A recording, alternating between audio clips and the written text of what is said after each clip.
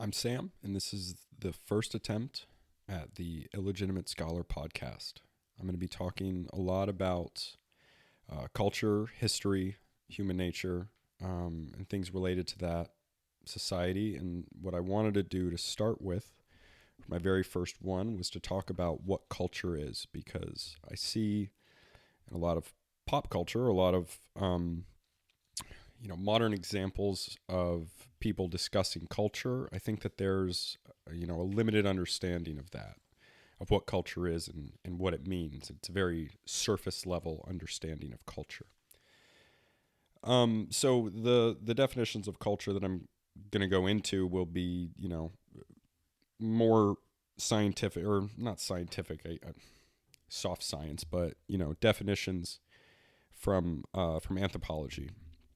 And anthropology is the study of humans, and it's one of my favorite things. And I think that a lot of people are very interested in it. I mean, they might not explicitly say they're interested in anthropology, but people are interested in humans, and that's what anthropology is. It's the study of humans. So for what most people think culture is things like music, art, hairstyles, food. You'll see references to cultural appropriation, where somebody of a different race, usually a white person, is being accused of cultural appropriation for wearing a specific haircut, maybe wearing a specific style of dress, and all this stuff. The music, art, food, that is all culture. But I think more specifically that those are more manifestations of culture. Those are physical representations of culture, whereas what culture is a lot deeper than that. So I got three different definitions of culture that are a little dense. So I hope you'll bear with me. And the references in this will be in the notes. So this is the first one. Culture is a set of beliefs, practices, and symbols that are learned and shared. Together, they form an all-encompassing, integrated whole that binds people together and shapes their worldview and lifestyles. So they're, beliefs, practices, symbols, and that is a very broad set of things. Beliefs, practices, and symbols. But beliefs could be anything from, believing in a god, or it could be believing in, an economic system like capitalism, or belief in like the dollar. It's the dollar has no inherent value. Paper currency has no inherent value. It isn't backed by things anymore, but we believe in it. That's one of those beliefs. Practices, these could be religious practices like confession in the Catholic Church, but it also applies to practices like getting a driver's license, basically. And symbols, of course, symbols could be physical symbols, like the American flag is a symbol, but all-encompassing, integrated whole that binds people together. This is very important. It binds people together. It's shared. It's not, culture isn't personal. It's not like one individual person has their own culture. Culture is something that a group of people share, and everybody has multiple cultures. You can have your religious culture and your national culture. Okay, so the next one is define cultures as the shared set of parentheses implicit and explicit values, ideas, concepts, and rules of behavior that allow a social group to function and perpetuate itself, rather than simply the presence or absence of a particular attribute. Culture is understood as the dynamic and evolving socially constructed reality that exists in the minds of social group members. It is the normative glue. That's a lot. But again, values, ideas, concepts, and rules of behavior. So, it's the, like it says at the end, it's the normative glue. It's what's normal in a society. And this could be in the Aztec Empire. This could be something like, murdering or sacrificing people. It can be something as simple as being against jaywalking. That allow a social group, again, it's mentioning shared. It's shared. It's a social group to function and perpetuate itself. So these are not only things that define a group of people, they're also something that helps the culture, the social group, to perpetuate itself, which means to be successful. In this sense, that really means passing on the culture and potentially growing it.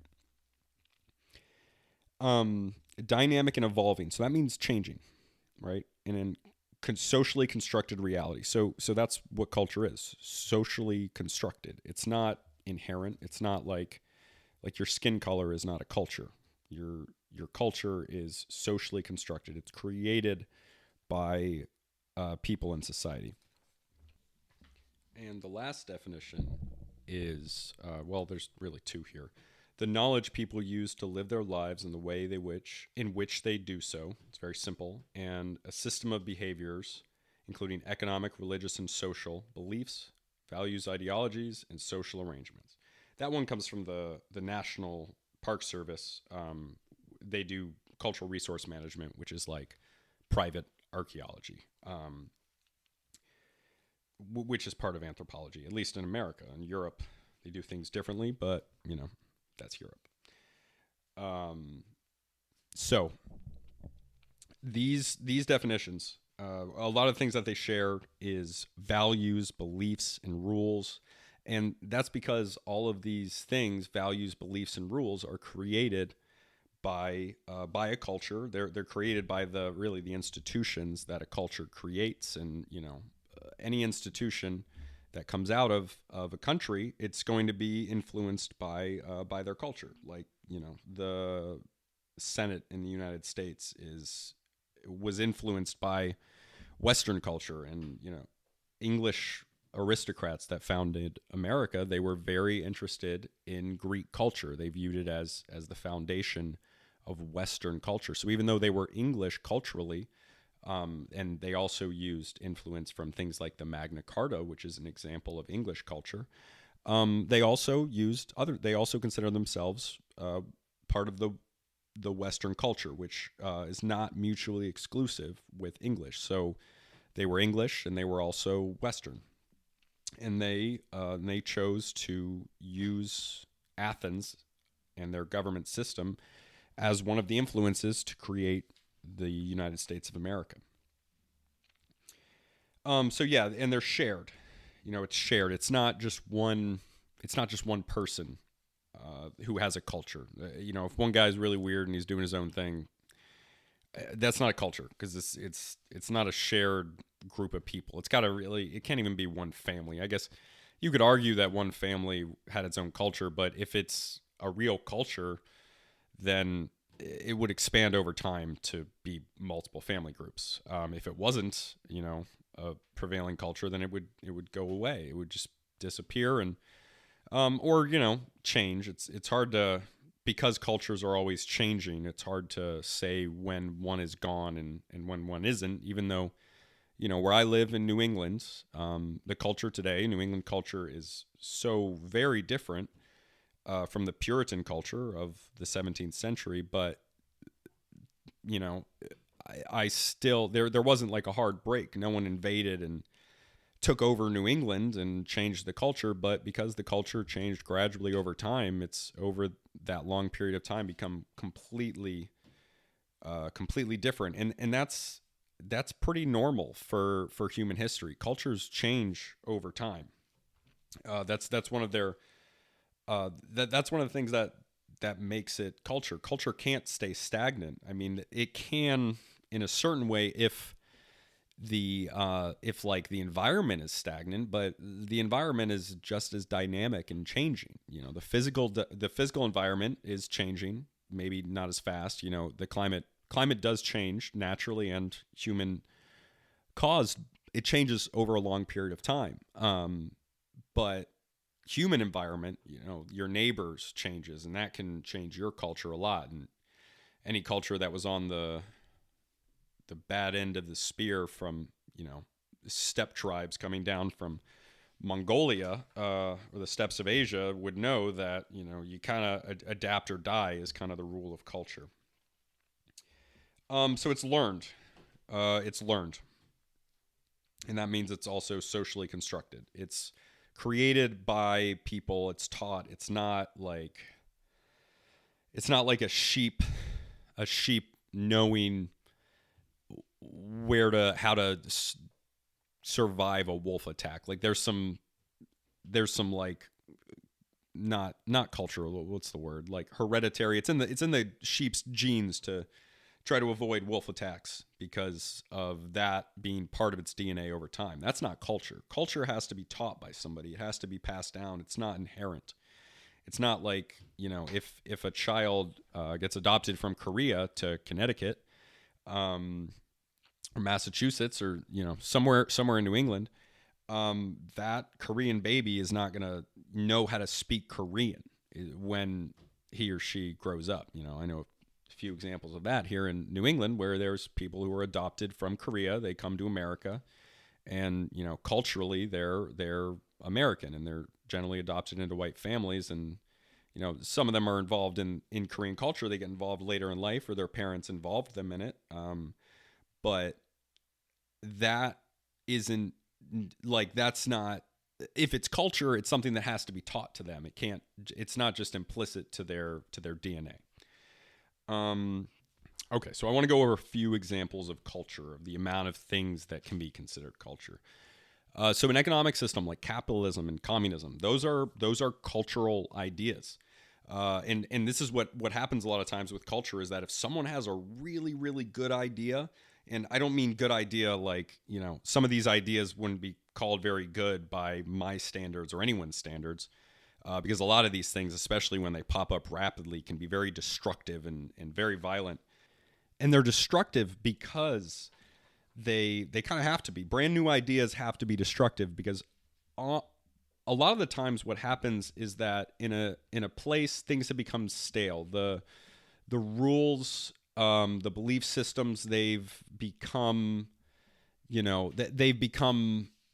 stale in the sense that they're no longer serving the people anymore. And what can happen in a lot of cases is that the socially constructed institutions were created in a time where they made a lot of sense, and then the people who are in charge of those institutions over time, their power gets very ingrained, and it gets very difficult to modify those institutions to fit the changing environment without some very large social upheaval. And sometimes what can happen is things like reformations of a religion or of a culture. But a lot of times what really happens eventually to everything, this happens to all things, to people, to cultures, to plants, to animals, to everything, is that they serve their purpose and they fade away.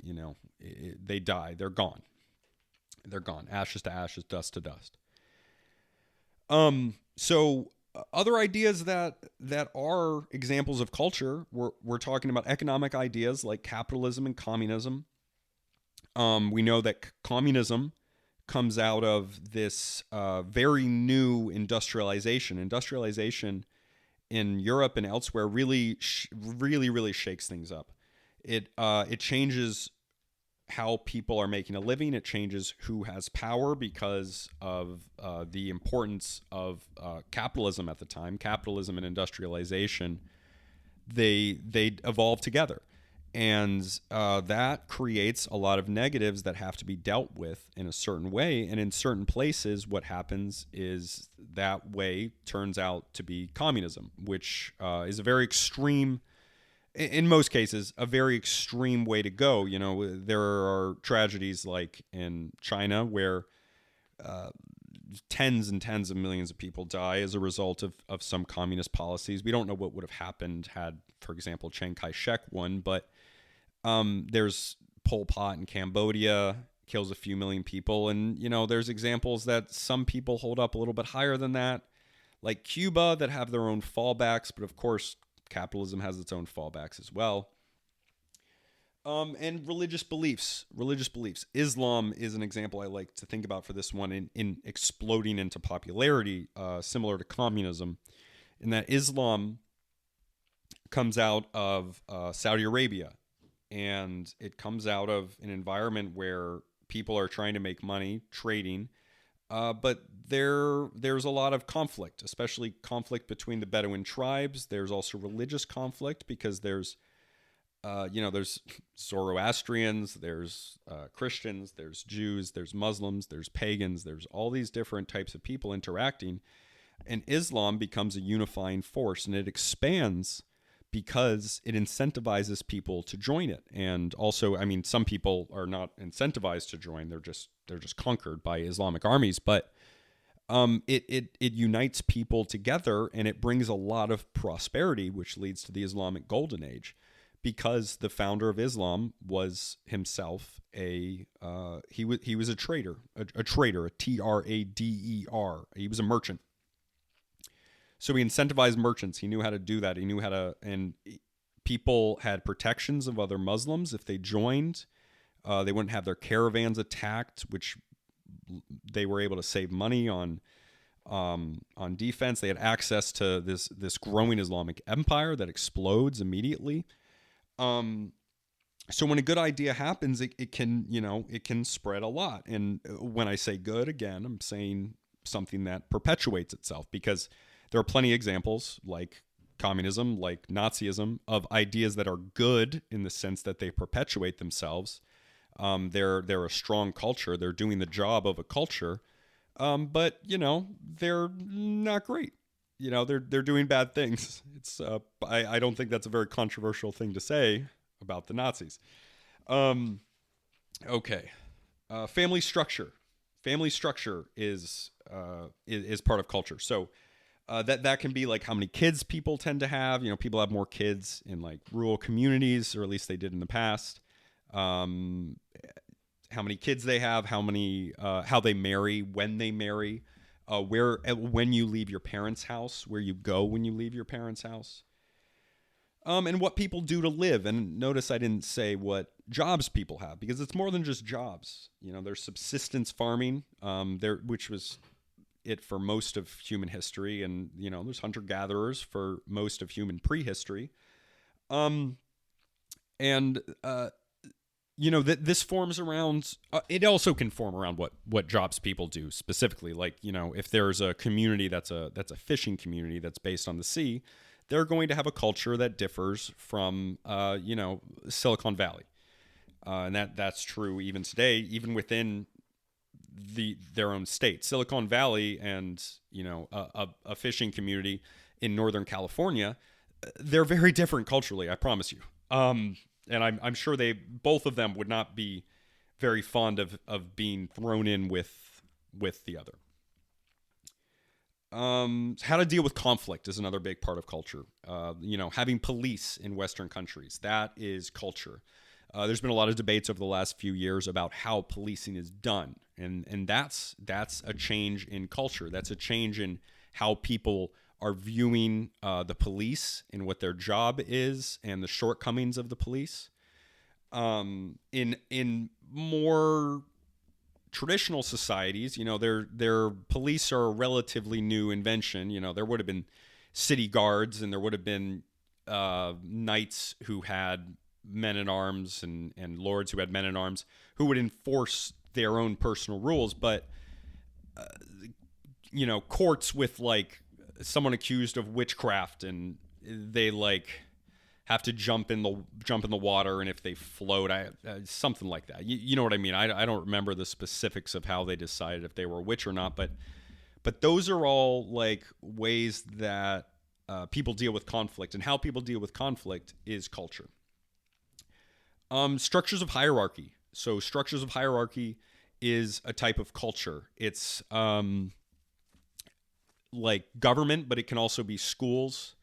It's who's respected the most in society. Some cultures would put like a religious leader at the top of their culture. Traditionally, in a lot of cultures, religious leaders are near the top of the social hierarchy. There's obvious social hierarchies that you would have had, like the encomienda system in New Spain, in the colonies of Spain, where there was a racial hierarchy of different people, ranging from European descended to a mix of European and native, to which is mestizo, to just native, to and then black people at the bottom, and then there's there's social hierarchies like within groups, like in the military, officer to enlisted ranks. There's the caste system in India. All these different ways of having a official or social hierarchy. Democracy and other methods of political organization, how you decide your leaders, that is definitely culture. And languages. Languages are a huge thing in culture. What language people speak, it affects the way you think. It really does. I will do an episode on language, so I'm not going to go too far into that. So cultures are, like we talked about in the beginning, they're all about using your environment to perpetuate your people. And the way that people live their lives has to be influenced by their environment, because their environment decides what they have to do to live their life. Like you can't be a fisherman if you want to live in like Siberia. I mean, gosh, I'm sure there's fishermen in Siberia, but on the top of a mountain. You're not living in there's lakes in the mountains, and you know what I mean. I don't need to be doing this to myself. So cultures react to their environment. They react to their environment. They're created in response to their environment. And that doesn't just mean physical environment, but it does mean physical environment. It's just not just physical environment. It also has to do with who else is around you, what the threats are of other human groups, because all humans are the greatest risk to humans. That's unfortunately where we're at in human history, and that's how it's been for a long time, ever since we stopped getting eaten by big cats so much. But like Germany is rooted in the state of Prussia, which was a very warlike state, but that is because of Prussia trying to respond to its environment. Prussia had to respond to its environment. And what ended up happening is Prussia became the best. Lots of other cultures in the area, they tried to be the best warlike. They tried to be the best like war society. They tried to be the strongest one so they could take over everyone else. But the Prussians won because they were the best amongst a bunch of cultures that were trying to take each other over. And what that meant is that they were able to take over a lot of other people. So extremes in environment create extremes in culture. So I want to talk about a few different cultures that I would consider extreme and why their environment does that. So in the Himalayas, there is a tribe or more than one tribe where 2 or more brothers will share a wife. And what this means is that in a house, there's a woman, and the woman will be engaged to a set of brothers. It might just be one brother if there's only one brother in a society, or in a household rather, but it could be more. It probably is more. So one woman will be married off to a group of brothers in that household, and those brothers will inherit the entire plot of land, and they'll share it together. So what this does is, this is in the Himalayas, where land is very, very precious. There isn't very much usable land. So what this provides is it provides population control. It keeps the land in the family. There's less risk of a war and a famine as overpopulation happens and land is sparse. You know, if you're letting men just go out and try to find women, what generally happens is they start killing each other if they have to fight over things. Most problems in human history are caused by men between the ages of about 18 to 35. Pretty much everything can be boiled down to those guys. So when they live together, when the brothers live together, they share a wife, and because it's one woman with multiple men, as opposed to one man with multiple women, they're limited in the amount of kids that they have. So it controls the population. the land stays within the family. And again, because the population's not exploding, there isn't this need for a retraction in population as the carrying capacity of the land is exceeded. So it's a result of a very small usable amount of land. So this is an extreme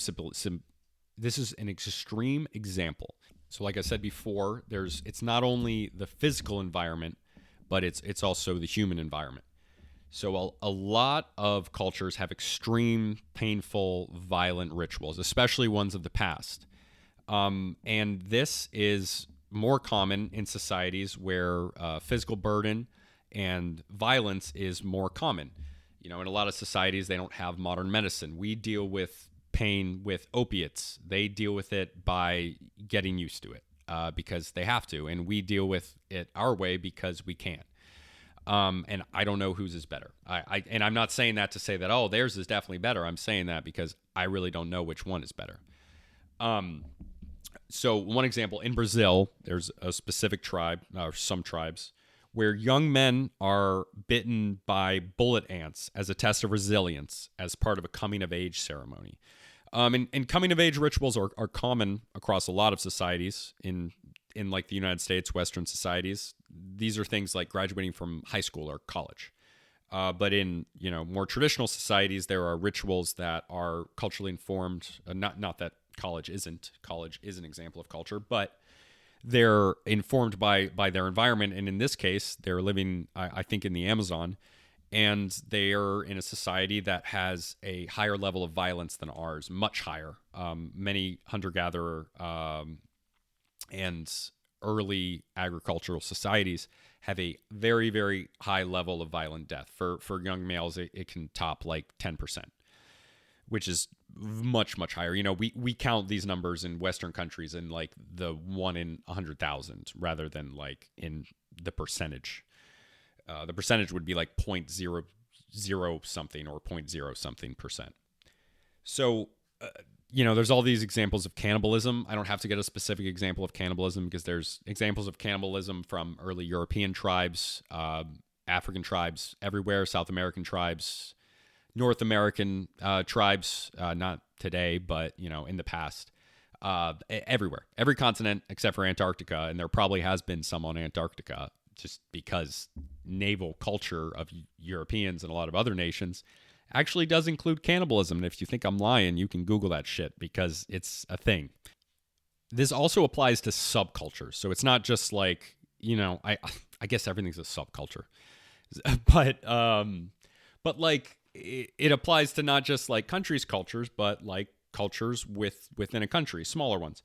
So subcultures that are more violent than others, just like, the primary culture of somebody that is more violent, they're going to have more violent tendencies. They're going to have more violent rituals. So examples of this: gang culture in North and Central America. I'm sure in other places as well, but I can only speak on North and Central America. A lot of those initiation ceremonies involve beat-ins in some bad examples. If Gangland on History Channel is telling us the truth, they could also involve killing other people, rival gang members, or possibly in the worst case for the local news, just a random person. And then, military cultures. Military cultures around the world have violent rituals that are involved in, the likely like, getting a new rank or, graduating from a specific school. In the U.S. military, there's blood pinning, where U.S. Marines, they slam their rank when they're ranked up. People slam the rank into them, and the pins go into their skin. Also happens in Army jump school, and likely also in the Army for pinning rank in certain cases. The last thing is that cultures with similar environments will have similar cultures. And, this makes sense if a place is informed, if a culture is informed by their environment, then of course similar environments can produce similarities in culture. And you can see similarities in like the raiding culture of steppe tribes from Asia and Plains Indian tribes, where there were similar cultures of bride stealing, which is where women are treated as property, and women, a common way to get a bride is to get a few guys together and go steal her either from her parents or from her current husband. And, you know, in certain places, there are stories in places like Kazakhstan, as well as places like what was or what is now like South Dakota. You know, a woman could be taken more than once in her lifetime. She would be taken, and then she would be the husband or the wife of her captor, and then she would be taken again. At the beginning of this, I talked about how introductions of new things into the environment, rapidly changing environment, could rapidly change a culture. And this is what happened with the Plains Indian tribes, because when horses were introduced or reintroduced, because they developed in North America and then they went extinct in North America, but they were in Europe and Asia, and then Europeans brought them back. So when the Plains tribes in North America got a hold of horses, they were able to use their culture. They integrated them into their culture very quickly, and they specifically the Apache, Lakota. I think there's an overarching word. The Sioux.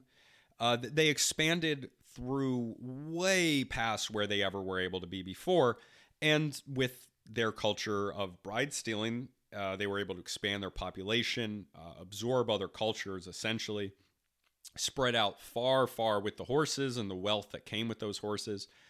And that meant that this introduction of this new environmental factor, which was the horses, as well as all the changes that Europeans brought with them, specifically also guns, they were able to really, really expand their culture. And, you know, this was at the expense of other Native American cultures, unfortunately, and eventually they're largely defeated. While there are still Sioux people, there are multiple reservations in multiple tribes, and then even more that aren't federally recognized and thus don't have recognition officially. They're still there.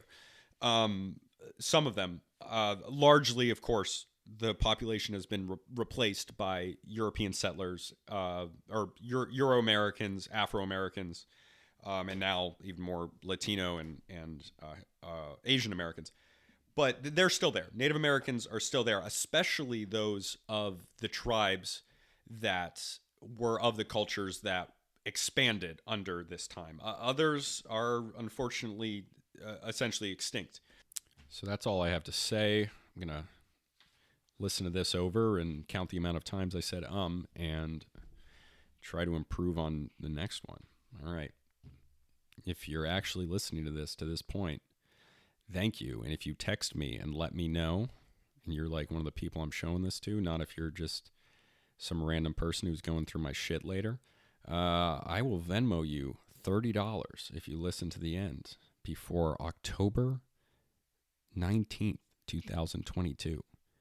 I will Venmo you $30. And I will also be very appreciative that you actually listened. All right, thanks. Bye.